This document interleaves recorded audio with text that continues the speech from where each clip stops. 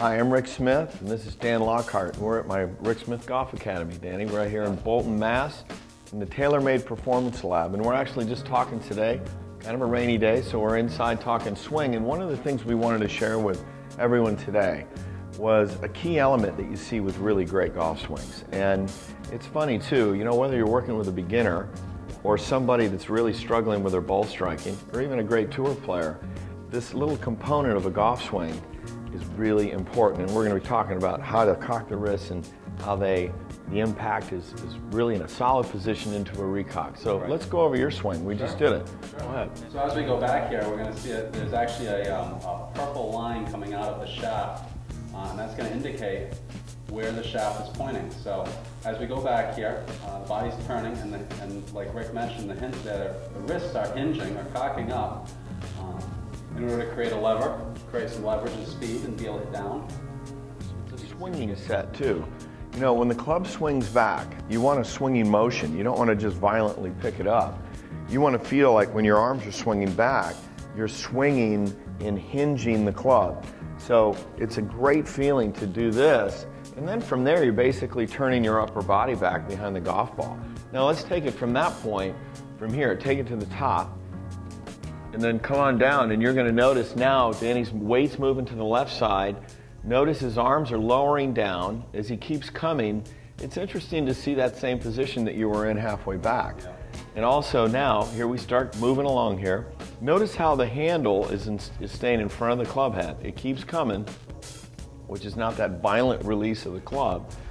And at impact, notice what we call a little forward lean. Notice that the shaft is in front of the body, and in the address position, Danny, your shaft was right at the left shoulder blade. So what's nice about this is really showing where the best players in the world, and you've made a good swing here, Danny, is that the weight's moving left and then the hands are in front at impact. Now, we're hitting down on the ball at that point, but let's take it beyond that. Yes. What I like to see here is we use a TrackMan system, and what we see with the best players in the world is that they actually deal off the club, maybe 12 degrees at impact.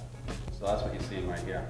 You know, I remember Payne Stewart used to hit the longest irons, you know, back when he played his golf, and he was a little close to the top, but he'd trap it down and he'd hit really long irons. And for a lot of you that are hitting short, really short irons, typically you're adding loft, you're scooping. So when you go to the wrist cock, you go to the impact point. Let's go ahead and let's look at post-impact to see how important this is as well. Good extension, and look at the rotation there, Danny, and then there's the recock. So bring it back a couple frames if you could, just that shows the post-impact. Here comes mid down.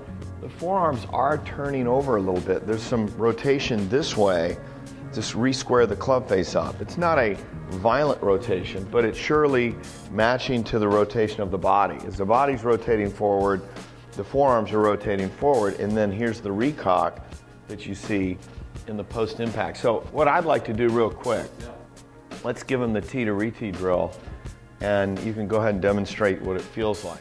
A lot of people hit a lot of balls like this, and I think when things start to fail you, you should really hit a lot of balls like this. First checkpoint would be here.